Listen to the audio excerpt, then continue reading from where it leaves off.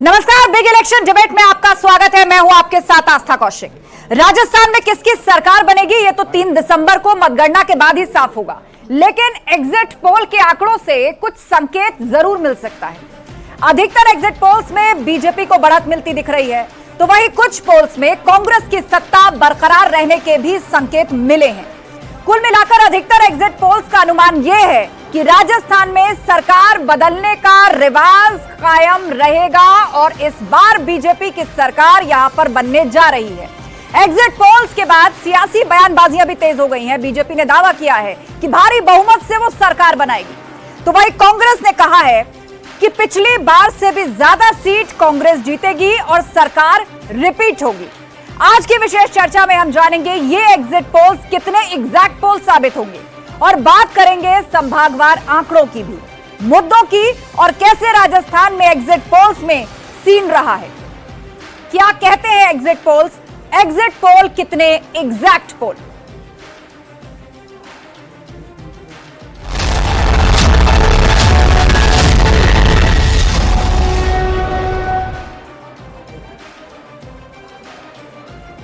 और चर्चा के लिए हमारे साथ स्टूडियो से विशेष मेहमान भी जुड़ेंगे, लेकिन बड़ा सवाल यह है कि सबसे पहले आपको एक एक करके यह याद दिलाना कि आखिर एग्जिट पोल से जो डेटा सामने आया है वो क्या है, और बड़ा सवाल यह भी कि क्या यही एग्जिट पोल एग्जैक्ट पोल भी साबित होने जा रहे हैं। एग्जिट पोल में बीजेपी को हल्की बढ़त मिलती दिखाई गई है। महा एग्जिट पोल जो कि न्यूज 18 ने स्पेशली आपके लिए कंडक्ट किया है, ये वैल्यूएशन हम आपके लिए लेकर आए हैं।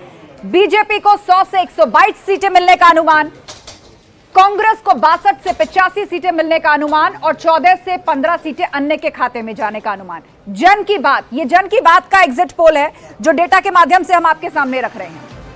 एक एक करके उन तमाम एग्जिट पोल्स को आपको दिखा देते हैं कि उनका डेटा निकलकर जो सामने आया है वो क्या कह रहा है, और उसके बाद न्यूज 18 का महा एग्जिट पोल क्या कहता है। जन की बात ने जो सर्वे किया है उसके मुताबिक बीजेपी 100 से 122 सीटें ला सकती है, कांग्रेस 62 से 85 सीटें और अन्य के खाते में 14 से 15 सीटें जा सकती हैं। यानी कुल मिलाकर जो रिवाज बदलने जैसी बात है वो कायम नजर आती है। अब पोल ऑफ पोल्स यानी महा एग्जिट पोल क्या कहता है, ये जो डेटा हमने कंपाइल किया है तमाम एग्जिट पोल्स का, उसके मुताबिक पोल ऑफ द पोल का नतीजा आंकड़ा आपके सामने है। बीजेपी 106 सीटें जीत सकती है, कांग्रेस के खाते में 80 सीटें आ सकती हैं और अन्य के खाते में भी जा सकती है 13 सीटें। तो कुल मिलाकर यहां भी बीजेपी को बढ़त है। एक और एग्जिट पोल पर नजर डालते हैं। सी वोटर का ये पोल है और उसके मुताबिक बीजेपी को 94 से लेकर 114 सीटें मिलने का अनुमान है। इसके अलावा कांग्रेस 71 से 91 सीटें जीत सकती है और साथ ही अन्य के खाते में जा सकती हैं 9 से 19 सीटें भी। इसमें निर्दलीय भी शामिल हैं, इसमें ऐसे बागी भी शामिल हैं जो पार्टी से बगावत करके टिकट बंटवारे से संतुष्ट नहीं थे और मैदान में आ गए। तो सी वोटर का ये सर्वे है, यहां पर भी बीजेपी को बढ़त दिखाई गई है। इसके अलावा टुडेज चाणक्य का सर्वे वो भी जान लीजिए। बीजेपी को 89 सीटें, कांग्रेस को 101 सीटें। टुडेज चाणक्य के मुताबिक कांग्रेस रिपीट कर रही है, यानी जो बदलने रिवाज जैसी बात है वो फिलहाल इनके डेटा से सामने नहीं आती है और अन्य को भी 9 सीटें मिल सकती है। यानी कांग्रेस को बढ़त टुडेज चाणक्य के सर्वे के मुताबिक, बीजेपी 89 सीटें जीत सकती है। हालांकि दोनों के बीच में आप देखिए सीटों का मार्जिन बहुत ज्यादा नहीं है, मात्र 10 से 11 सीटें हैं। तो अन्य के खाते में भी दूसरी तरफ 9 सीटें हैं। अब यहां पर इस सर्वे के हिसाब से अगर देखा जाए तो अन्य की जो भूमिका है वो बहुत अहम हो जाएगी कि ये निर्दलीय या ये बागी किसका साथ देते हैं। तो टुडेज चाणक्य के सर्वे के मुताबिक कांग्रेस को यहां पर बढ़त है। राजस्थान के अंदर बीजेपी 89 सीटें जीत रही है और अन्य के खाते में 9 सीटें जा सकती हैं। तो एक एक करके उन तमाम एग्जिट पोल्स को हम आपके सामने रख रहे हैं जो कि सामने आए हैं, और उसके बाद न्यूज 18 का भी महा एग्जिट पोल है जिसका डेटा हम आपके सामने रख चुके हैं। तो ये फिलहाल टुडेज चाणक्य का सर्वे है। कांग्रेस जिसका दावा है कि इस बार एंटी इनकम्बेंसी जैसी कोई बात नहीं है राजस्थान में, तो दूसरी तरफ बीजेपी रिवाज बदलने वाली बात पर कायम है। उसने यहां पर करप्शन को मुद्दा बनाया है, उसने पेपर लीक को मुद्दा बनाया है, उसने महिलाओं के लिए बड़ी घोषणाएं की हैं, उसने किसान निधि को डबल कर दिया है। तो बहुत सारे ऐसे वायदे बीजेपी चुनावी मैदान में लेकर आई है और कांग्रेस की काट करने की रणनीति को सामने रखा है। तो फिलहाल टुडेज चाणक्य का सर्वे आप देख रहे हैं। 200 सीटों पर क्या डेटा निकल के सामने आया है टुडेज चाणक्य का, वो आपके सामने है। बीजेपी 89 सीटें, कांग्रेस 101 और अन्य 9 सीटें। और इस वक्त हमारे साथ चर्चा के लिए 2 मेहमान जुड़ चुके हैं। हमारे साथ मदन प्रजापत जी हैं, बीजेपी प्रवक्ता है, जयपुर स्टूडियो से हमारे साथ जुड़ रहे हैं। भरत मेघवाल जी हैं, कांग्रेस के प्रवक्ता है, जयपुर स्टूडियो से हमारे साथ जुड़ रहे हैं। और थोड़ी देर में हमारे साथ निरंजन पोद्दार जी राजनीतिक विश्लेषक होंगे मेरे साथ स्टूडियो में, और साथ ही मेहरुद्दीन रंगरेज भी होंगे राजनीतिक विश्लेषक। आप सभी मेहमानों का बहुत बहुत स्वागत है। तो सबसे पहले हम रुख करते हैं भरत मेघवाल जी का। भरत मेघवाल जी, तमाम एग्जिट पोल्स के जो आंकड़े हैं वो आपने देखे, रिवाज बदलने जैसी जो बात है, क्या लग रहा है आपको? बीजेपी काफी उत्साहित है, उसका कहना है देखिए जनता बदल रही है रिवाज, लेकिन आप अब भी कायम है और इन आंकड़ों को भ्रमित करने वाला बता रहे हैं। नहीं देखिए, हम भ्रमित नहीं है, क्योंकि पिछले 5 साल में राजस्थान की कांग्रेस सरकार ने धरातल पर रहकर काम किया है। और चाहे किसी भी वर्ग के आधार पर आप देखिए, युवाओं को ले लीजिए, महिलाओं को ले लीजिए, या चाहे सरकारी कर्मचारियों को ले लीजिए, सब ने कांग्रेस के समर्थन में मत दिया है। RGH स्कीम, OPS स्कीम, महिलाओं के लिए अन्नपूर्णा, 10,000 जो हमने अभी गारंटी 7 गारंटियां दी, उन सभी के आधार पर हमने ग्राउंड जो था रिपोर्ट, उस रिपोर्ट के आधार पर हम ये बता रहे हैं कि यहाँ कांग्रेस की सरकार बनने जा रही है। इस बार राज नहीं रिवाज बदलेगा। आपने भी जो एग्जिट पोल बताए हैं, कुल मिलाकर आप एग्जिट पोल्स के डेटा को खारिज कर रहे हैं। आप कह रहे हैं कि ये सत्य नहीं है, नतीजे इसके उलट आएंगे। नहीं, एग्जिट पोल के डेटा, एजेंसियां जिन्होंने नहीं, एग्जिट पोल के डेटा पे भी मैं दिखा रही हैं। मैं आपको एग्जिट पोल पे ही बात बताना चाहता हूं कि कर्नाटक के जब चुनाव हुए थे तब ये एग्जिट पोल उस समय भी सामने आए थे, और आपने जिन जिन एग्जिट पोलों का नाम लिया, मैं कहता हूं सी वोटर का आपने नाम लिया, उनकी एक्यूरेसी आई थी 65%। बाकी जो आपने एग्जिट पोल के नाम लिए उनकी एक्यूरेसी 70% थी, लेकिन 95% एक्यूरेसी जो थी वो आपकी टुडे चाणक्य की थी, जिन्होंने कर्नाटक में कांग्रेस की सरकार बनाने का दावा किया था। और पास्ट परफॉर्मेंस के आधार पर देखा जाए तो टुडे चाणक्य आज भी राजस्थान में कांग्रेस की सरकार बताते हुए चाणक्य ही वो सर्वे भी है जो राजस्थान में कांग्रेस को सबसे ज्यादा सीटें देता हुआ दिख रहा है। 101 सीटें की बढ़त जो है वो राजस्थान में कांग्रेस को दे रहा है। मदन प्रजापत जी, आपका इस पर रिएक्शन? तमाम एग्जिट पोल के डेटा को खारिज कर रही कांग्रेस पार्टी, टुडे चाणक्य का नाम, क्योंकि वही एक एजेंसी है जो फिलहाल कांग्रेस को बढ़त दिखा रही राजस्थान में। पल्लवी जी, देखिए राजस्थान के अंदर जो 7.5 करोड़ जनता है वो पहले से ही मन बना चुकी थी कि राजस्थान से माफिया राज वाली सरकार को जो है वो सफाया करेंगे। और राजस्थान में ये आप तो खुद फील्ड पे रही हैं, तो देखा है कि किस तरीके से कांग्रेस के नेताओं को गांवों में घुसने नहीं दिया गया, किस तरीके से खाली कुर्सियों को माननीय मुख्यमंत्री जी भाषण दे रहे थे। कोटा के अंदर जो है जनता नहीं आई थी तो सभा कैंसिल करनी पड़ी थी। ये पूरा परिवेश जो है राजस्थान में देखा है, और मोदी के नारे जहाँ नेता कांग्रेस के जा रहे थे और लग रहे थे, तो जनता में उत्साह था। यहाँ से जो महिलाओं के ऊपर अत्याचार हुआ, मेरे मित्र कह रहे थे गारंटी है, तो गारंटी महिलाओं के लिए काम गणवा रहे थे। महिलाओं के लिए इन्होंने काम ये किया पल्लवी कि राजस्थान में एक महिला को नग्न अवस्था के अंदर बलात्कार के बाद में घुमाया गया, एक बच्ची को बलात्कार के बाद में उसके टुकड़े करके और भट्टी में जला दिया गया, एक बालिका के साथ में सामूहिक बलात्कार किया गया, उसके बाद में उस पर एसिड डाला गया, और इस तरीके की बहुत सारी घटनाएं राजस्थान में घटी। पेपर लीक हुआ, सबका जवाब जो है महिलाओं से जुड़े हुए हैं, नौजवानों से जुड़े हुए हैं, चाहे वो पेपर लीक की बात हो, क्राइम अगेंस्ट वुमेन की बात हो, जिन बातों का और मुद्दों का जिक्र मदन प्रजापत भी कर रहे हैं। और आप दावा कर रहे हैं कि आप अपनी योजनाओं के बूते एक बार फिर से रिपीट करेंगे। देखिए पल्लवी जी, कोई भी राजनीतिक पार्टी होती है, जब वो चुनाव में जाती है तो एक विजन बताती है, एक बात बताती है कि राजस्थान में अगर उनकी सरकार बनती है तो वो क्या काम करेगी। पिछले 5 साल से भारतीय जनता पार्टी ने सिर्फ आरोप की राजनीति करी। इन्होंने पेपर लीक की बात करी, लेकिन मैं इनसे पूछना चाहता हूं कि पूरे देश के अंदर जब भाजपा शासित प्रदेश है वहां पेपर लीक नहीं हुए, और अगर पेपर लीक हुए तो वहां पर क्या कार्रवाई की गई? राजस्थान की कांग्रेस सरकार ने सख्त से सख्त कानून बनाया। ये महिला अत्याचार की बात करते हैं, बिल्कुल महिला अत्याचार अगर कहीं भी होता है तो वह खारिज नहीं होना चाहिए, वो गलत होता है। लेकिन भाजपा शासित प्रदेशों में, जहां चाहे मणिपुर ले लीजिए, उत्तर प्रदेश ले लीजिए, मध्य प्रदेश ले लीजिए, वहां पर जब महिलाओं पर अत्याचार हुए तो वहां पर इनको कुछ भी एक सवाल इनसे पूछा नहीं गया, इनको बोला नहीं गया। राजस्थान की सरकार ने सामाजिक न्याय दिया, राजस्थान की सरकार ने RGHS दिया, OPS स्कीम दी, कोरोना के अंदर हमने बेहतर मैनेजमेंट किया, विकास दर में हम सबसे आगे रहे। इसके अलावा युवाओं के लिए हमने अधिक से अधिक भर्तियां खोली। इसके अलावा राजस्थान के अंदर औद्योगिक विकास को हमने बढ़त दी। हम आज भी ये कहते हैं कि अगर राजस्थान में कांग्रेस की सरकार पुनः रिपीट होती है तो हमारे पास विजन है कि हम राजस्थान को किस और लेकर जाएंगे, लेकिन भारतीय जनता पार्टी पिछले 5 साल में जनता से संवाद ही नहीं कर पाई है। ये बता ही नहीं पाई है कि राजस्थान में अगर भारतीय जनता पार्टी की सरकार बनती तो हम राजस्थान की जनता के लिए क्या करते हैं। और इस बार जनता भ्रमित होने वाली नहीं है। जो ध्रुवीकरण की राजनीति, धर्म की राजनीति भारतीय जनता पार्टी कई सालों से करती आ रही थी, उस राजनीति को समाप्त करने का काम राजस्थान की जनता कर चुकी है। हमने देखा कि इन्होंने हिमाचल में हार को देखा, कर्नाटक में हार को देखा, मध्य प्रदेश, छत्तीसगढ़, राजस्थान में भी हार हुई है। अब आप ये देखिए, अब कन्हैयालाल का गला रेत दिया गया सिर्फ और सिर्फ और वो दंगल मुख्यमंत्री आवास के आरोप ऊपर लगाने का स्टार काम पार्टी कर रहा था। ये अभी भी 19 ये नहीं पेपर लीक बता हो गए। सकते। अच्छा, भरत मेघवाल ईमानदारी से एक चीज बताइए, 18 लाख 50 लाख रुपए लेते हुए कौन मिला? अगर परवीन से राजस्थान में पूछिए कि एक-एक 18 करोड़ लाख बात रुपए रखिए आप लेते लोग। हुए ये क्या करते? किसको ट्रैप ये किया? कुछ नहीं कर सकते। और बीएल ये सोनी ने सिर्फ क्या और सिर्फ- भ्रष्टाचार के अरे ऊपर आरोप भ्रष्टाचार लगाया? को पकड़ा है एसीबी ने। एसीबी BL राजस्थान की, पल्लवी अगर 10 सेकंड दें तो मैं बता दूं उनको भ्रष्टाचार। ठीक है। आपकी ईडी की तरह नहीं है। भरत जी उन्होंने एक चुनाव में सेकंड, आकर एक सेकंड, काम आपने किया। अपनी बात रखी, आगे पल्लवी जी विस्तार से आपने समय लिया, अब उस पर जवाब ले लीजिए। हाँ, मदन प्रजापति जी बोलिए। अगर भरत मेघवाल को ही बोलना है यहाँ पे तो फिर ठीक है। भरत जी, पार्टी से ये पूछा भरत जी शांत हो जाइए। की जनता के नहीं, लिए देखिए अनुशासित तरीके से एक एक करके सबकी बात सामने आनी चाहिए। ठीक है, मदन प्रजापति जी। बिल्कुल। मैं आस्था जी, मैं तो एक चीज में भरत मेघवाल जी बहुत सारी चीजें गिनवा रहे हैं और जिस तरीके से ये गए थे जवाब दे दे कि 18 लाख 50,000 रुपए लेता हुआ पूर्व मंत्री युवाओं की दलाली कर रहा था।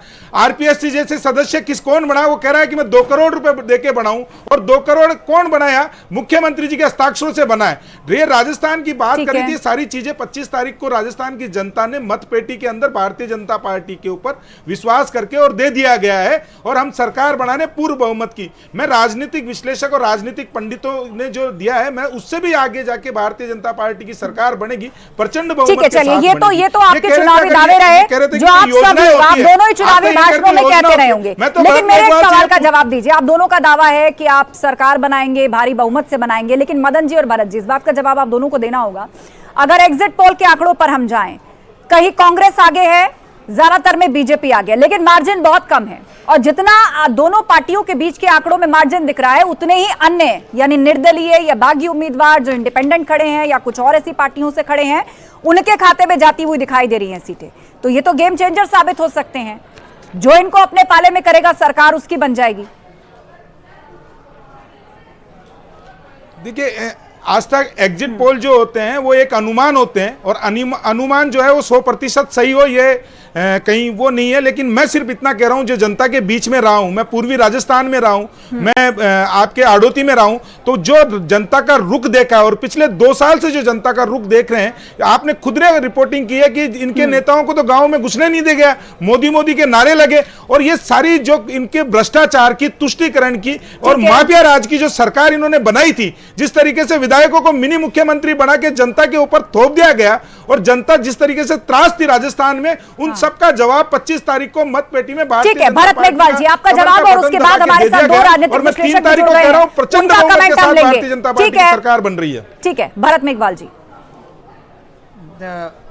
देखिए, जब हमने डिबेट करी तो भारतीय जनता पार्टी ने यही कहा कि जब चुनाव होंगे तो आप देखिएगा फॉर्च्यूनर में भी कांग्रेस के जो विधायक है वो फॉर्च्यूनर में आकर जाएंगे। लेकिन आज जब हम एग्जिट पोल को देख रहे हैं तो आप खुद ये देखिए 80 से 90 के आसपास हर एक, हमने नहीं कहा साइकिल पे हर एक, आप बीच में आपके मंत्री ने और दिव्या मदेरना ने बताया जी, वरना मैं जब बीच में बोलूंगा आप अपनी बात को कंप्लीट नहीं कर मदेरना जी पाएंगे, ने बताया, थोड़ा आप सही कर अपनी लो। बात को एक-एक कंप्लीट करके नहीं बात कर रखिए पाएंगे। आप दोनों। आज राजेंद्र 80 गुडा से और 90 दिव्या के मदेरना ने आसपास फॉर्च्यूनर हमारे बताई पास थी। एग्जिट पोल के अंदर भी कांग्रेस की सरकार ठीक है, दावा कर रही है कि वो राजेंद्र आएंगे। रही बात आपने कहा आरोपों की, क्यों? देखिए, भारतीय जनता पार्टी सिर्फ और सिर्फ 4.5 साल से आरोप की राजनीति करती आई है। राजस्थान में कांग्रेस की सरकार ने काम किया है, राजस्थान में कांग्रेस की सरकार ने काम किया है। वो विपक्षी दल है, वो मुद्दे खड़े करेंगे, वो आरोप भी लगाएंगे। आप अपनी सफाई दीजिए, आप अपना आंकड़ा पेश कीजिए भरत जी। बिल्कुल हम सफाई दे रहे हैं कि हमने राजस्थान में काम किया है। 5 साल में राजस्थान की कैसा कांग्रेस 18 लाख सरकार ने आरोप काम था। किया है। ईडी की तरह काम नहीं किया, जिन्होंने आकर काम किया? अंधाधुन केवल कार्रवाई की और अगर काम किया है तो आपको ईडी सीबीआई का जिक्र करने की जरूरत क्यों पड़ रही है? भरत मेघवाल, और एग्जिट पोल के आंकड़े भी बीजेपी को बढ़त दिखा रहे हैं, तो कांग्रेस पार्टी भी बहुत ज्यादा पीछे नहीं है। ठीक है, आप दोनों हमारे साथ बने रहेंगे। हमारे साथ निरंजन पोद्दार जी जुड़ गए हैं, मेहरुद्दीन रंगरेज जी जुड़ गए हैं, दोनों ही पॉलिटिकल एनालिस्ट हैं। सबसे पहले निरंजन पोद्दार जी। निरंजन पोद्दार जी, एग्जिट पोल के आप डेटा को उठाकर देखें तो राजस्थान में मतलब रिवाज कायम नजर आ रहा है। हर बार जनता सरकार बदल देती है। कांग्रेस, अब क्या बीजेपी की बारी है? कौन से मुद्दे ऐसे रहे जो मजबूती से बीजेपी ने खड़े किए और दूसरी तरफ कांग्रेस का दावा है कि वो भी मजबूती से चुनाव लड़ी है, अपनी योजनाओं पर चुनाव लड़ी है? जी, निश्चित रूप से आपके चैनल पे मैं लगातार चुनाव के दौरान भी मैं सक्रिय रहा हूं और डिबेट के अंदर मैंने हिस्सा लिया। और जिस एग्जिट पोल आने से पहले भी जब आपने मेरा अनुमान पूछा था आपके चैनल ने, तो उस टाइम मैंने बताया था। और सौभाग्य से एक चीज और मैं बता दूं कि मैं राजस्थान प्रदेश से ही मैं आता हूं और आज भी मैं अपनी जड़ों से जुड़ा हुआ हूं।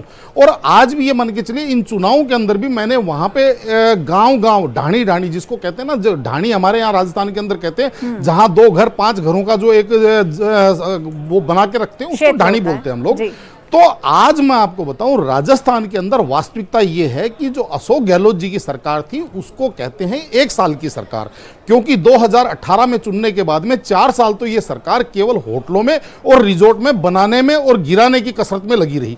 और जो लास्ट में जो अंतिम जो चुनावी वर्ष है उसके अंदर इन्होंने जिस तरीके से तमाम घोषणाएं कर दी। और आस्था जी, इस चीज को भी आप समझिए कि राजस्थान का जो व्यक्ति है वो बहुत विवेकशील और विद्वान है। और दूसरी सबसे बड़ी बात, जिस तरीके से वहां पे इन्होंने फ्री बीज या ये मान के चलिए, ये जिस तरीके से महिलाओं को मोबाइल बांटे, इनको लगा कि महिलाएं उन चीजों से कहीं ना कहीं भ्रमित हो जाएंगी। लेकिन आपको मैं बता दूं, राजस्थान वो प्रदेश है आस्था जी जहां पे सागा भी हुए हैं और जहां पे जोहर भी हुए हैं। तो अच्छा, मुझे ये बताइए निरंजन जी, आपने बताया क्योंकि आप खुद राजस्थान से ही आते हैं और राजनीतिक विश्लेषक हैं, बारीकी से नजर रखते हैं, आखिर वो कौन से फैक्टर रहे कांग्रेस पार्टी के भीतर के ही, अगर फैक्टर्स और वहां के इंसिडेंट्स की बात की जाए, चाहे वो पायलट गहलोत विवाद रहा हो, कहा जा रहा हो कि यहां भी गुटबाजी है, जिसने कांग्रेस को नुकसान पहुंचाया?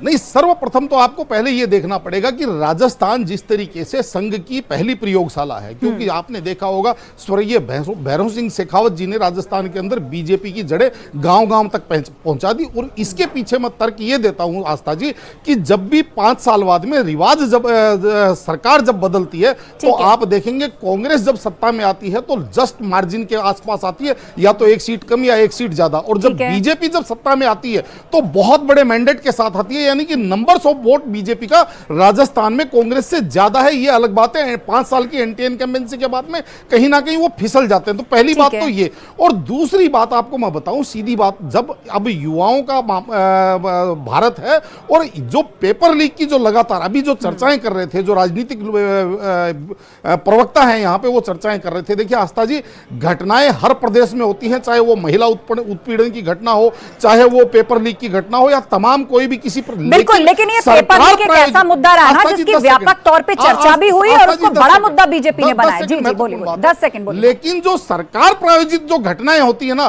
जनता उसको बिल्कुल पसंद नहीं करती, क्योंकि अगर विधानसभा में ये कहा जाता है आस्था जी कि राजस्थान में रेप इसलिए ज्यादा हो रहे हैं क्योंकि ये मर्दों का प्रदेश और पूरा का पूरा सदन ठहाके लगा करके हंसता है, तो ये कहीं ना कहीं आहत करने वाला है। और उसके अंदर अगर आप ये सोचे कि मोबाइल देकर के हम राहत दे देंगे तो आहत के बाद में राहत नहीं होती है। इस चीज को भी आप ठीक है, महिलाएं एक इंपॉर्टेंट फैक्टर होने जा रही हैं। ना सिर्फ राजस्थान की हम बात करें, पूर्व में भी जितने विधानसभा चुनाव हुए हैं या इससे पूर्व में भी जो देश में लोकसभा चुनाव हुआ था, उसमें महिलाओं की बढ़ती भागीदारी, देश की आधी आबादी का निर्णय और एक साथ किसी एक फैसले और उससे आकर्षित होकर खड़े जाने से भी बहुत समीकरण बदले हैं, बदलते देखे गए हैं। मेहरुद्दीन रंगरेज जी। जी, मैं आस्था जी एक बात कहूंगा, चुनाव से पहले बीजेपी बार-बार आपकी आवाज नहीं आ रही है मुझ तक। हेलो, आ रही है आवाज आस्था जी? हेलो जी बोलिए। जी, मैं आस्था जी कह रहा था, भाजपा जो है चुनाव से पहले कह रही थी कि जो है कांग्रेस मुक्त भारत हो जाएगा। मुझे लग रहा है इन 4 राज्यों में, तेलंगाना से लेकर और छत्तीसगढ़ और राजस्थान, इन राज्यों में लग रहा है कि मुझे लग रहा है भाजपा ही साफ ना हो जाए कहीं। मेहरुद्दीन जी, अब जो हम बात चर्चा कर रहे हैं ना, वो किसी के लगने पर नहीं कर रहे हैं। हम कर रहे हैं एग्जिट पोल के जो आंकड़े सामने आए, हमारे पास अब एक आधार है और राजस्थान के परिप्रेक्ष्य में वो यही दिखा रहे हैं कि रिवाज बरकरार है, बीजेपी आ रही है ज्यादातर। देखिए, लोगों का जो रुझान है मैडम, इसमें और उसमें एग्जिट पोल में और जो ज़मीनी होता है वो अलग अलग होता है। इसलिए मैं बताना चाहूँगा कि मैं भी गया था राजस्थान में, वहाँ का जो मैंने लोगों का जो मूड पड़ा, जो 500 रुपये का जिन्हें सिलेंडर मिल रहा, जो महिलाओं के लिए काम हुआ, जो बेरोजगार लोगों के लिए हुआ, ओपीएस का काम हुआ, जो सैनिक पूर्व सैनिक है, तो सबका रुझान देखिए आंकड़ों के ऊपर तो देखिए आंकड़े अच्छा, कभी-कभी सही भी हो जाते हैं। जिक्र किया यानी ओल्ड पेंशन स्कीम, जी, इसकी भी बहुत चर्चा रही और इस पर हम अलग से चर्चा करेंगे। हमारे साथ दोनों ही पार्टियों के प्रवक्ता भी है, कांग्रेस भी है, बीजेपी। लेकिन उससे पहले मुझे रुक करना होगा डेटा सेंटर का। मेरी सहयोगी पल्लवी हमारे साथ वहां से जुड़ी हुई है, उनके पास कोई ब्रेकिंग न्यूज है। जी पल्लवी। इस वक्त की बड़ी खबर अपने दर्शकों को बता देते हैं कि सीएम गहलोत से नेताओं ने मुलाकात की। देखिए एग्जिट पोल के नतीजे तो जो आ चुके हैं, अब इसके बाद सियासी दलों की धड़कनें बढ़ना शुरू हो चुकी है। सीएम गहलोत से नेताओं ने मुलाकात की है जाकर के, आगामी किस तरीके की रणनीति रहने वाली इस पर चर्चा की है जाकर के, और क्या कुछ हालांकि चर्चा के बाद निकलकर सामने आता है वो भी हम अपने दर्शकों को बताएंगे। फिलहाल इस वक्त की बड़ी खबर, कई नेताओं ने अपनी सीट का फीडबैक दिया है।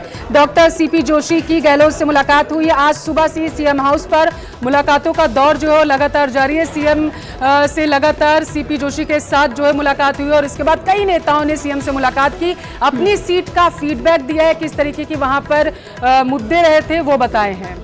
ठीक है, थैंक यू पल्लवी। एक बार फिर से आपके पास लौटेंगे आगे जब बड़ी खबर होगी, लेकिन पूरा गेस्ट पैनल हमारे साथ जुड़ा हुआ है और सीएम अशोक गहलोत से मुलाकात की है। तमाम प्रत्याशियों ने आगे की रणनीति पर चर्चा हो रही है। भरत मेघवाल जी हमारे साथ है, कांग्रेस के प्रवक्ता। भरत जी, राजस्थान के चुनाव का नतीजा जो जनता ने डब्बा बंद किया है, उसके बाद जो एग्जिट पोल आ रहा है, ऐसा कहा जा रहा है कि कांग्रेस को हॉर्स ट्रेडिंग का डर सता रहा है, उसके लिए भी अलग से गोलबंदी शुरू हो चुकी है। देखिए आस्था जी, पिछले 2014 के बाद पूरे देश के अंदर हमने देखा है कि जब जनता अपना मैंडेट देती है और मैंडेट देने के बाद जो सरकारें बनती है, उन सरकारों को गिराने का काम भारतीय जनता पार्टी ने बखूबी तौर से किया है। चाहे गोवा का एग्जाम्पल ले लें, मध्य प्रदेश है, महाराष्ट्र है। मदन जी आप बीच में ना बोलें। तो उसके आधार पर वो कहते हैं कि दूध का जला छाछ को भी फूंक फूंक कर पीता है। तो उसी तरह पे अगर इस तरह का कोई 3 तारीख की मतगणना के बाद समीकरण देखने को मिलते हैं, तो निश्चित तौर पर ये कोशिश की जाती है कि जो लोग हैं, चाहे वो निर्दलीय हैं, चाहे वो बागी हैं, उनको एकजुटता के साथ बनाया जाए और सरकार के अंदर उनको सम्मिलित किया जाए। लेकिन आस्था जी देखिए, मुझे लगता है आज जो मुलाकात हो रही है सीएम गहलोत के साथ तमाम प्रत्याशियों की, क्या वो भी इसी का एक नतीजा है, वो भी इसी की बानगी है? सबको अभी से एकजुट करके रखना होगा। ये एक शिष्टाचार नहीं, देखिए एक शिष्टाचार मुलाकात होती है जब टिकट का वितरण होता है। टिकट के वितरण से लेकर चुनाव संपन्न होने तक जो मुख्यमंत्री हैं या जो प्रदेश अध्यक्ष होते हैं, वो हर एक कैंडिडेट से उनसे बात करते हैं, वहाँ के समीकरण को पूछा जाता है, देखा जाता है कि वहाँ चुनाव किस तरीके से घटित हुआ है। और आज जो इनसे शिष्टाचार मुलाकात हुई है, उसमें सबने अपना व्यू दिया है कि वहाँ उन्हें किस तरह की चीज़ें देखने को मिली, ग्राउंड पर वोटिंग किस हिसाब से हुई, उस तरह का है। तो उसमें ये नहीं कहा जा सकता कि किसी तरह की बाड़ेबंदी का काम हुआ है। लेकिन देखिए आस्था जी, मैं आपको फिर बताना चाहता हूँ कि राजस्थान की जनता इस बार एक विजन के साथ ही, राजस्थान की जनता ये देखना चाहती थी कि कौन सी पार्टी उन्हें आगामी 5 साल और जनता अपना फैसला सुना चुकी है। और फिलहाल एग्जिट पोल्स के भी डेटा यही दिखा रहे हैं, ज्यादातर एग्जिट पोल्स ने बीजेपी को बढ़त दिखाई है। मदन प्रजापति जी, आपका रिएक्शन? सीएम गहलोत के घर पे अभी से प्रत्याशियों की बैठक चल रही है, क्या रणनीति बन रही है? कांग्रेस कह रही है कि सिर्फ एक शिष्टाचार मुलाकात है। देखिए ये जो जोड़ तोड़ की राजनीति करने वाले लोग हैं, आपने 2018 में भी देखा होगा, अल्पमत की सरकार थी, पूरी की पूरी बसपा को यह माननीय मुख्यमंत्री जी जो है वो अपने अंदर विलय करा लिया, ये लोकतांत्रिक तरीके से 6 के 6 हाथियों को खा गए, वो एक अलग बात है। लेकिन ये खुद करे तो कुछ नहीं दिखता, लेकिन दूसरा करे दिखे। एक राजनीतिक विश्लेषक है आपके यहाँ पे, वो कह रहे थे कि भाजपा जो है वो मुक्त होने वाली है। आप निश्चिंत रहिए, 5 राज्यों में भारतीय जनता पार्टी प्रचंड बहुमत से सरकार बना रही है। और जिस तरीके से कांग्रेस मुक्त का जनता ने जो है वो मन बना दी चुकी है राजस्थान में, और ऐसा मन बनाया है कि आप ये देखिएगा कि यहाँ पे राजस्थान में ये विपक्ष का नेता भी बना ले तो बड़ी बात होगी। मैं तो ये कह रहा हूँ आस्था जी कि जो राजस्थान में इन्होंने पिछले 5 साल में किया वो नहीं बताएंगे। ये एक उपलब्धि ये नहीं बता सकते कि हमने ये दिया नहीं, उन्होंने बहुत सारी योजनाएं गिनवाई हैं मदन जी, बहुत सारी योजनाएं गिनवाई हैं। वो महिलाओं के लिए भी हैं, वो नौजवानों के लिए भी हैं, वो किसानों के लिए भी है, ये उनका दावा है। लेकिन आज हम कुछ आंकड़ों के साथ खड़े हैं। हमारे पास एक धरातल है जिस पर हम आगे की बात कर रहे हैं और चर्चा कर रहे हैं। इस चुनाव में मुद्दे भी खूब उछले, करप्शन की भी बात हुई, सरकार की योजनाओं की भी बात हुई और बात हिंदुत्व की भी हुई। एक छोटे से ब्रेक के लिए हमें रुकना होगा, चर्चा लगातार जारी है, फौरन होंगे हाजिर, कहीं मत जाइएगा।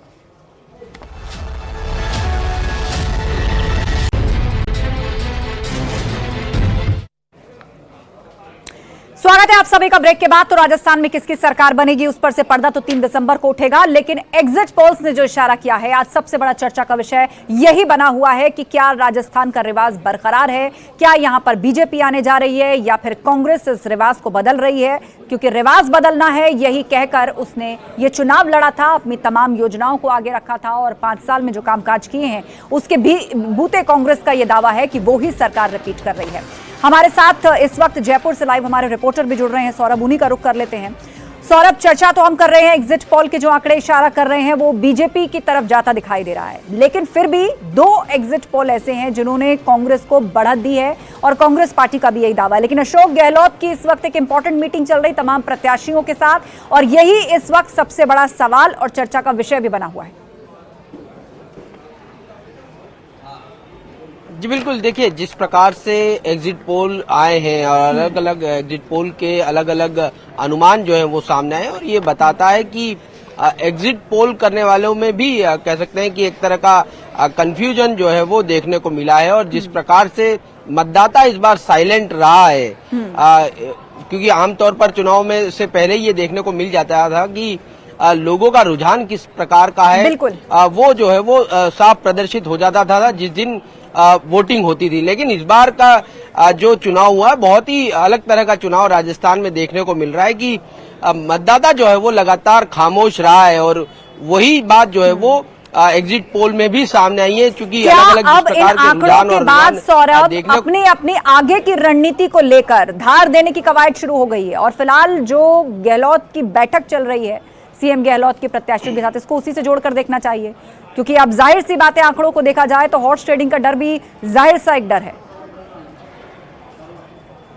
जी बिल्कुल, ये इसी रूप में देखा जाना चाहिए क्योंकि जिस प्रकार के अनुमान लगाए गए हैं 90 और 100 सीटों का अनुमान दोनों ही दलों को जिस प्रकार से लगाया गया, उसके बाद कह सकते हैं कि अगर जरूरत पड़ी तो दोनों ही पार्टियों को अपने बागियों या निर्दलियों से संपर्क साधना होगा और उसी की कवायद के तौर पर न सिर्फ कांग्रेस बल्कि बीजेपी भी अंदर खाने जो है वो अपने बागियों को जहां जहां से लगता है कि बागी जो है वो जीत सकते हैं उनसे संपर्क साधने की कोशिश, उनसे मनुवार करने की कोशिश, उनसे बातचीत करने की कोशिश, उनसे राब्ता किस प्रकार से कायम हो, उसकी कोशिशें जो है वो शुरू हो चुकी या बीजेपी दोनों ही तरफ अपने अपने लोगों, कार्यकर्ताओं, प्रत्याशियों को पकड़ के और कॉन्फिडेंस में रखने की कवायद जो है वो अब शुरू हो गई है।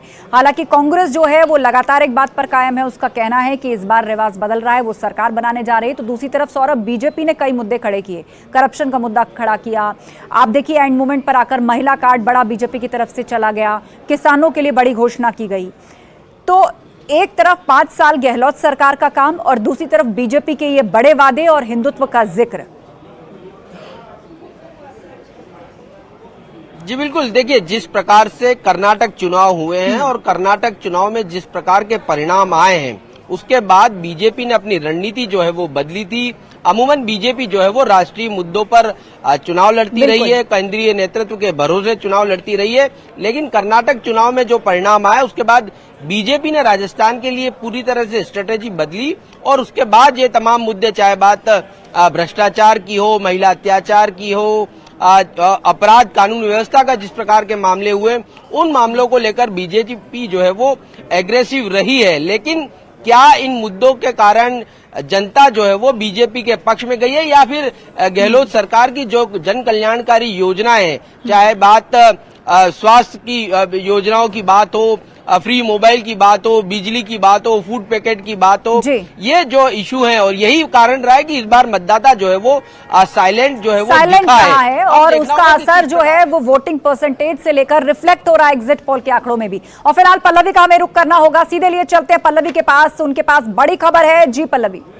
बिल्कुल आस्था, इस वक्त की बड़ी खबर दर्शकों तक पहुंचा देते हैं। किरोड़ी लाल मीणा ने जीत का दावा किया है। देखिए जब से एग्जिट पोल्स के नतीजे सामने आए हैं तब से कांग्रेस और बीजेपी दोनों ही अपनी जीत का दावा कर रहे हैं। हालांकि सब के बीच जिस तरीके से गुर्जर और जाट वोट बैंक बीजेपी की तरफ आस्था खिसका है, उसके बाद बीजेपी गदगद हो चुकी है। बीजेपी की तरफ से दावा किया जा रहा है कि 95% जो कांग्रेस के प्रत्याशी हैं वो हारेंगे, ये कहा है किरोड़ी लाल मीणा ने। उन्होंने कहा है कि बीजेपी जीत रही है, 120 से ज्यादा सीटें ला करके में बीजेपी सत्ता बनाएगी।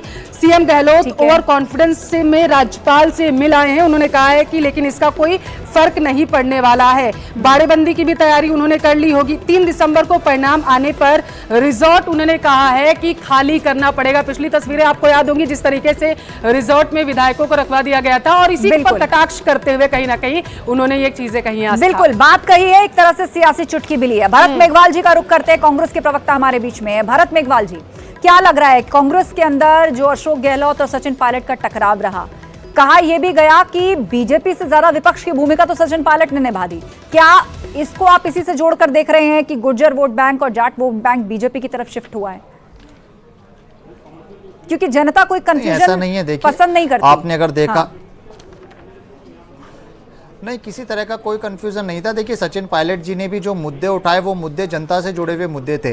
विपक्ष के रूप में भारतीय जनता पार्टी राजस्थान में नगण्य रही, क्योंकि इनकी आपसी खींचतान हमने देखा कि प्रदेश अध्यक्ष को बार बार बदला गया। राजस्थान में कांग्रेस की सरकार ने काम किया और माननीय सचिन पायलट जी ने जो मुद्दे थे जनता से जुड़े उनको उन्होंने सामने लेकर आए, चाहे विधानसभा में हो चाहे धरातल पर हो। उसके बाद जब टिकट वितरण की बात हुई तो आप देखिए टिकट वितरण के अंदर भी जो कांग्रेस की टिकट का वितरण हुआ बहुत ही समुचित तरीके से और सही तरीके से हुआ।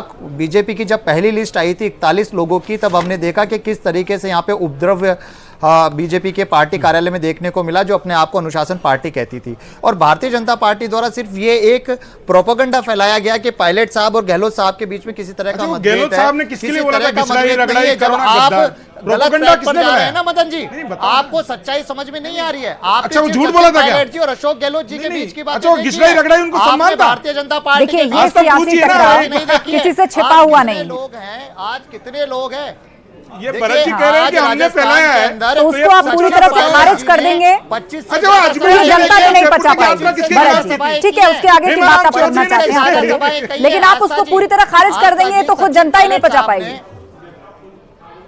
आस्था जी 25 से ज्यादा सचिन पायलट जी ने सभाएं की है राजस्थान में। आप अच्छा, भारतीय जनता बागरोटा में पार्टी किसके से ये लिए खिलाफ पूछिएगा सबसे ज्यादा कि अजमेर से केंद्रीय जयपुर तक रैली नेतृत्व के किसके लिए अलावा की? राजस्थान में किस स्थानीय नेता ने सभा की है? कौन से भारतीय जनता पार्टी के नेता ने राजस्थान के अंदर सभा करी है? एक बता दीजिए। सचिन पायलट जी ने 25 से ज्यादा सभाएं की है। और पूर्वी राजस्थान के अंदर ERCP सबसे बड़ा मुद्दा है। किरोड़ी लाल जी जो अभी 95% का वादा कर रहे हैं, इनके यहाँ पहले तो आशा मीणा जी को बैठा लेते ही जो इन्होंने वहां पर निर्दलीय के तौर पर चुनाव लड़ा। और किरोड़ी जी ने तो पिछले 4.5 साल में न जाने कैसे कैसे वादे किए थे जो कि झूठ साबित हुए हैं। राजस्थान में कांग्रेस की सरकार के अंदर, कांग्रेस पार्टी के अंदर किसी भी तरह की कोई गुटबाजी नहीं थी। राजस्थान की सरकार ने, मैं फिर आपको कह रहा हूं, हमने काम किया है और काम के नाम पर हमें विश्वास है कि राजस्थान में कांग्रेस की सरकार बनने जा रही है। ठीक है, मदन प्रजापति, झूठे वादे नहीं मदन करते। प्रजापति जी, ये चुनाव आपका अशोक जवाब। गहलोत वर्सेस प्रधानमंत्री मोदी जी कर दिया। अब आस्था जी अगर ये सुनेंगे, मैंने बहुत शांति से सुना इनको और मैं भी ठीक है, आप बोलिए। शांति से सुनेंगे।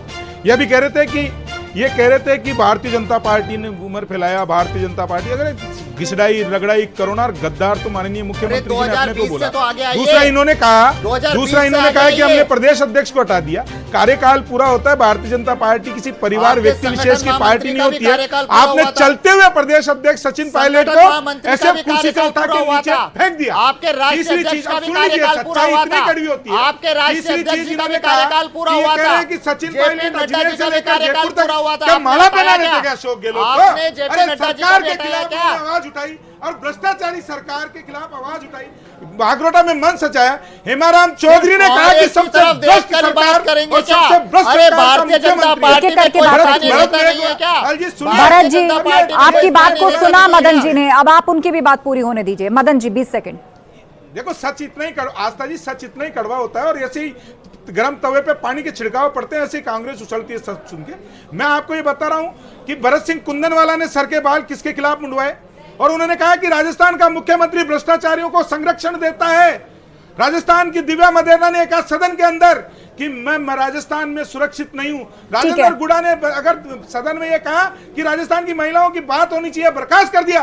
और उसी सदन के अंदर एक मंत्री ने यह कहा कि राजस्थान मर्दों का प्रदेश है इसलिए बलात्कार होते हैं। राजस्थान का भरत जी जवाब 20 सेकंड पूरे मदन जी, जवाब इसका भरत मेघवाल जी। मुकदमे दर्ज करवाती है ठीक और ये देखिए खुद की जवाब गरीबान सुन में लीजिए, झांकते नहीं है। जवाब सुन लीजिए इसका। बोलिए। विपक्ष के रूप में भारतीय जनता पार्टी जब विधानसभा में अरे आप क्या सरकार इन्होंने के रूप में भ्रष्टाचार कह के लो, रूप में, विपक्ष की अब बात ये करो देखिए, केजरीवाल जी, ये देखिए इनके पास सरकार के जवाब रूप नहीं में बन कह रहा। रहे हो। अरे क्या किया विधानसभा है? में आपने एक आपने सवाल भी उठाया क्या? 1975 आपने एक भी सवाल उठाया क्या? आपने नहीं उठाया। चलिए आप लोग आपसी वाद विवाद में मत उलझिए, दोनों को बराबर समय मिल रहा है। मैं लौटूंगी आप दोनों के पास, लेकिन हमें ब्रेकिंग सेंटर चलना होगा। मेरी सहयोगी पल्लवी वहां पर है, उनके पास बड़ी खबर है। पल्लवी, बिछा दी गई थी आस्था, और इस सब के बाद जब से एग्जिट पोल्स के नतीजे आए हैं, बीजेपी कांग्रेस पर हमलावर है, कांग्रेस बीजेपी पर हमलावर है। पीसीसी चीफ गोविंद सिंह डोटासरा का इस बीच बड़ा बयान सामने आया। उन्होंने कहा है कि पिछली बार से ज्यादा सीटें कांग्रेस ला करके दोबारा सत्ता में वापसी करेगी। बीजेपी के कई नेता उन्होंने कहा है कि हार रहे हैं, शेखावटी में कांग्रेस को बढ़त मिलेगी, पिछली बार से ज्यादा सीटें कांग्रेस लेकर के आएगी, यानी कि पूर्ण बहुमत की सरकार कांग्रेस बनाएगी। और इस बीच कांग्रेस ने यह भी आस्था दावा किया था कि किसी का भी समर्थन नहीं लिया जाएगा, ना ही बागी नेताओं का, ना ही निर्दलियों का। आस्था, ठीक है। निरंजन पोद्दार जी हमारे बीच में, राजनीतिक विश्लेषक जी। उनके पास हम चलेंगे, लेकिन एक वक्तव्य हम सुना देते हैं किस तरह से उन्होंने बीजेपी पर वार किया है। झगड़ रही थी, भाजपा की कोई नीति नहीं थी, उसके पास कोई एजेंडा नहीं था, 5 साल में उसने कोई ऐसा विपक्ष की भूमिका में कुछ किया नहीं। वो तो मुंगेरी लाल के हसीन सपने देख रहे थे, 8-10 मुख्यमंत्री बने बैठे थे। यहाँ पर आप देखिए कि सीपी जोशी जी तो खुद चुनाव नहीं लड़ रहे हैं और एक सीट जिताने की क्षमता नहीं रखते हैं। राजेंद्र जी राठौड़ साहब हैं, वो खुद चुनाव हार रहे हैं। और यहाँ वसुंधरा राजे जी के साथ में जिस प्रकार से 5 साल इन्होंने किया, तो मैं समझता हूँ कि उनके नेतृत्व को आलाकमान ही नहीं माना तो जनता कैसे मानती। और सीधे रुख करते हैं निरंजन पोद्दार जी का, हमारे बीच में राजनीतिक विश्लेषक है। निरंजन पोद्दार जी, सवाल का जवाब ना तो बीजेपी दे रही है ना कांग्रेस दे रही है। मैंने सवाल किया था कि आखिर ऐसा क्या हुआ। कहा जा रहा है कि गुर्जर वोट बैंक या जाट वोट बैंक बीजेपी की तरफ शिफ्ट हुआ है, जबकि पायलट जैसा बड़ा चेहरा कांग्रेस के भीतर मौजूद है। निश्चित रूप से आस्था जी, आपने देखा होगा 2018 के अंदर भारतीय जनता पार्टी की जब सरकार थी और वहां पे इतनी एंटी इनकम्बेंसी थी कि आपने देखा होगा एक नारा बुलंद हुआ था, मोदी तुझसे बैर नहीं, वसुंधरा तेरी खैर नहीं। और उसके बावजूद जब बैटन सचिन पायलट जी के हाथ में कांग्रेस ने दी थी, प्रदेश अध्यक्ष थे, और जिस तरीके से वो गांव-गांव ढाणी घूम करके और युवाओं को जब उन्होंने जोड़ करके और जिस तरीके से मेहनत करी थी, पसीना बहाया, बावजूद उसके 98 सीटों तक कांग्रेस पहुंच पाई थी। और उसके अंदर भी आप देखेंगे जो गुजर बेल्ट है, यानी कि जो हाड़ौती क्षेत्र है, वहां पे आप ये समझ लीजिए आस्था जी, उनको बहुत जबरदस्त लगभग 88% से ऊपर का उनको सक्सेस मिला था। तो इस बार कहीं ना कहीं आपको मैं बता रहा हूं कि ये जो समाज है ये बहुत आहत है, और इस वजह से मुझे ऐसा लग रहा है इनको वहां भी डेंट पड़ेगा। रही बात अभी जैसे आपके यहां न्यूज पे चल रहा था शेखावाटी, आपको मैं बता दूं शेखावाटी के अंदर 3 जिले आते हैं, झुंझुनू, सीकर और चूरू। और झुंझुनू जिले के अंदर पिछली बार भारतीय जनता पार्टी के पास 1 सीट थी, लेकिन इस बार आपको मैं बता दूं 3 सीट भारतीय जनता पार्टी की कंफर्म मान के चल रहे हैं, 1 सीट कांग्रेस की कंफर्म मान के चल रहे हैं, और 3 सीटों के ऊपर तगड़ी फाइट है। मैं सीट वाइज बता सकता हूं, सीकर के अंदर पिछली बार भारतीय जनता पार्टी के पास 2 सीटें थी, लेकिन इस बार सीकर के अंदर भी भारतीय जनता पार्टी की 3 सीट मान रहे हैं। यानी कहने का मतलब शेखावाटी में भी भारतीय जनता पार्टी की सीटें बढ़ती हुई दिख रही है। और इधर जो चंद्रशेखर रावण और आरएलपी का जो गठबंधन था, मैं बात कर रहा हूं मारवाड़ की, तो वहां पे जो बीकानेर और ये जो रेगिस्तान संभाग है, यहां पे आस्था जी आपको मैं बताऊं इन्होंने बहुत कड़ी फाइट दी है। और चंद्रशेखर रावण जो है वो कांग्रेस के लिए मेरे हिसाब से आप ये बहुत कहना बड़ा, चाह रहे हैं कि लगभग हर रीजन में बीजेपी ने बढ़त बनाई है, कुछ सीटों का नुकसान किया है, कुछ सीटों पर आगे दिखती हुई नजर आती है बीजेपी। फिलहाल इस आंकड़े को अगर हम सही माने, अगर ये एग्जैक्ट पोल में कन्वर्ट होता है। हमारे साथ जुड़े हुए मेहरुद्दीन रंगरेज जी। मेहरुद्दीन जी, इन चुनावों में ओपीएस यानी ओल्ड पेंशन स्कीम का भी जिक्र हुआ, इस चुनाव में हिंदुत्व का भी जिक्र हुआ, राम मंदिर का भी जिक्र हुआ और कन्हैया का भी जिक्र हुआ। देखिए आस्था जी, भाजपा की तो राजनीति जब तक वो तुष्टीकरण की राजनीति ना कर लें और हिंदू मुसलमान की बात ना कर लें, तो इतने तो उनकी रोटी हजम ही नहीं होती है। आपने देखा होगा वो कन्हैया की तो याद कर रहे हैं, वो कन्हैया का सर कलम कर दिया, मगर जब नासिर जुनैद को वहाँ पे चलाकर मार दिया, उस पर तो कोई बात नहीं कर रहा। तो ये तो तुष्टीकरण की राजनीति शुरू से करते आई भाजपा, और धर्म की राजनीति करती है। 80-20 की बात कौन करता है, शमशान कब्रिस्तान की बात कौन करता है, कपड़ों से पहचानने की बात कौन करता है। तो ये सारे मुद्दे जो हैं जनता जान चुकी है कि ये इनके पास कोई जो इन्होंने वादे किए जो अपने ठीक है। मैनिफेस्टो में मदन कहा वो प्रजापति कोई इसका पूरे नहीं जवाब कर पाई, मगर कांग्रेस ने जो मैनिफेस्टो में अपना वादा किया था वो सारे वादे राजस्थान में गहलोत जी ने पूरे किए।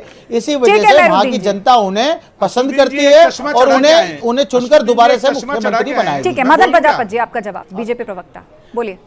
अश्रुद्दीन जी एक चश्मा चढ़ा के आए हैं और एक जो है यहाँ टीवी पे बैठ के गलतफहमी करते हैं। देश का प्रधानमंत्री ये कहता है सबका साथ, सबका विकास, सबका विश्वास, और राजस्थान में जो तुष्टिकरण हुआ है, कन्हैया लाल का गला रहता गया। राजस्थान के अंदर जय सिया राम बोलने वालों को जेल में डाला गया। गुरुद्वारे के बारे में क्या बोलते हैं ये बताइए। आप 80-20 एक-एक करके बात रखिए आप लोग। मेरे पास लास्ट 3 मिनट की बात कौन करता है? लास्ट 3 मिनट है, आप लोग एक वक्त में मत बोलिए। नहीं, आप झूठ क्यों बोल रहे हैं? आस्था जी यहाँ मेहरुद्दीन जी, आपने अपनी पूरी बात रखी। उत्तर प्रदेश अब के आप शांत सीएम हो ये जाइए। बोलकर जाते हैं कि भरत जी, मैं कि आपको भी मस्जिद समय और दूंगी, गुरुद्वारे एक बार के बारे मदन जी में बात पूरी करते कर लें हैं। अपनी। ठीक है, बोलिए मदन जी। आस्था जी, मैं तो ये कहता हूं कि एक चश्मा चढ़ा के बैठे हुए राजनीतिक विश्लेषक के रूप में या इनको यहाँ पे ये दिख रहा है कि राजस्थान में तुष्टिकरण कौन कर रहा है। कन्हैया लाल का गला राजस्थान में रहता गया, जय सिया राम बोलने वालों को जेल में डाला गया, करौली के अंदर आपको रामनवमी का जुलूस निकालने के प्रतिबंध लगाया, पीएफआई जो आतंकवादी संगठन है उसको यहाँ पे छूट दी गई है, और यहाँ पे दंगाइयों को जो पैरवी नहीं करके और आतंकवादियों को छोड़ा गया। राजस्थान में एक रोड रेज की घटना में 50 लाख रुपए का जुर्माना दिया गया। यह पूरा का पूरा अशोक गहलोत ने तुष्टिकरण किया, और आप ये कह रहे हैं कि तुष्टिकरण, हम तो सबका साथ, सबका विश्वास, सबका ठीक विकास की है, बात निरंजन करते हैं। पोद्दार जी, और दोनों अगर आप तरफ है चश्मा नहीं तुष्टिकरण। उतार के जनता बीजेपी से अगर बोलना हिंदुत्व चाहते और राम मंदिर हैं, मुद्दे की आप बात करती है तो घूमिएगा। गहलोत जब सरकार आपको जो पता जवाब दे रहे हैं चलेगा कि किस मदन तरीके से प्रजापति जी, तुष्टिकरण अशोक गहलोत दोनों तरफ से है। हाँ। देखिए आस्था जी, हिंदू मुसलमान का आरोप प्रत्यारोप लगाना बहुत आसान है, और एक जैसे अभी हाजी साहब ने कहा कि भाई भारतीय जनता पार्टी हिंदू मुसलमान, लेकिन वास्तविकता है ये हिंदू मुसलमान आता कहां से है? जब सरकार किसी एक विशेष वर्ग को खुश करने के लिए अगर मान लीजिए विभेद करती है तो दूसरे पक्ष के अंदर निश्चित रूप से प्रतिक्रिया होगी। मैं आपको बताना चाहता हूं, राजस्थान के अंदर मुहर्रम हो, ईद हो, बकरीद हो, जो भी हो, वहां पे बड़े शांति से मनाए जाते हैं, लेकिन दीपावली जैसे त्योहारों के ऊपर 4 जिलों के अंदर धारा 144 लगी है, और ये सरकार प्रायोजित है। और दूसरी सबसे बड़ी बात आस्था जी, मेरे को ये चीज समझ में नहीं आई कि एक वर्ग, जब एक अल्पसंख्यक वर्ग वोट हमारा कांग्रेस का है तो फिर बहुसंख्यक वोट अगर भारतीय जनता पार्टी का ये हमारा, तो फिर ये हिंदू मुसलमान पहले किसने किया? तो कहने का तात्पर्य ये, यहाँ पे तो बैलेंस तो आपको सभी का बना के चलना पड़ेगा, लेकिन यहाँ पे जब बात अगर भरत मेघवाल जी का हम रुख करेंगे, लेकिन उससे पहले एक बड़ी खबर आ रही है, आपको रोक रही हूं निरंजन जी, सीधा रुख करेंगे पल्लवी का। तमाम रिएक्शंस आ रहे हैं जैसे ही एग्जिट पोल के आंकड़े सामने आए। पल्लवी, और एक रिएक्शन सतीश पुनिया का भी सामने आया। उन्होंने भी कहा है आस्था कि बीजेपी जीत रही है, 125 से ज्यादा सीटें बीजेपी लेकर के आएगी और सत्ता जो है वो बनाएगी राजस्थान में। इससे पहले लेकिन सतीश पुनिया त्रिपुर सुंदरी मंदिर में पहुंचे, वहां पर माता के दरबार में उन्होंने मत्था टेका है और आशीर्वाद लिया है, यानी कि दावा तो कर दिया, लेकिन उसके बाद उन्होंने त्रिपुर सुंदरी मंदिर पहुंचकर दर्शन किए हैं, पूजन अर्चना किया है, और इस सब के बीच उन्होंने ये भी दावा किया कि बीजेपी 125 से 150 सीट जो है वो जीत कर आ रही है। और उन्होंने क्या कुछ कहा है, एक बार वो भी अपने दर्शकों को सुनवा देते हैं। रुझान अच्छे ही हैं, भारतीय जनता पार्टी बहुमत की सरकार बनाएगी। कुल मिलाकर जिस तरीके से 5 साल में कांग्रेस के शासन में अराजकता थी, कानून व्यवस्था खराब थी, किसान जमीनों की नीलामी से त्रस्त थे, नौजवान पेपर लीक से त्रस्त थे, भ्रष्टाचार के कारण लोगों के मन में एक आक्रोश था। कुल मिलाकर राजस्थान में 5 वर्षों में राजनीतिक अस्थिरता के कारण जनता को बहुत ज़्यादा भुगतना पड़ा, और इसी अराजकता के खिलाफ राजस्थान की जनता ने कांग्रेस को हराने के लिए और बीजेपी को जिताने के लिए बटन दबाया। तो बिल्कुल आपने सुना किस तरीके से दावा बीजेपी की तरफ से भी जीत का किया जा रहा है, रिएक्शंस मिल रहे हैं, कांग्रेस की तरफ से भी जीत का किया जा रहा है। लेकिन तुष्टिकरण का यहां पर जिक्र चला है। भरत मेघवाल जी, आपने तर्क सुना राजनीतिक विश्लेषक का भी, और कुछ तर्क रखे मदन प्रजापति जी, और वो कहना चाहते हैं कि इसकी शुरुआत किसने की। देखिए आस्था जी, ये बड़ी दुर्भाग्य की बात है कि जब किसी प्रदेश के अंदर चुनाव होता है तो वहां पर मैनिफेस्टो के अंदर धर्म को आप बीच में मत बोलिए। आप सिर्फ कन्हैया लाल पर ही चुनाव लड़ेंगे क्या? अरे रोजगार पर चुनाव लड़िए, महंगाई पर चुनाव लड़िए। एक एक करके बात रखिए दोनों।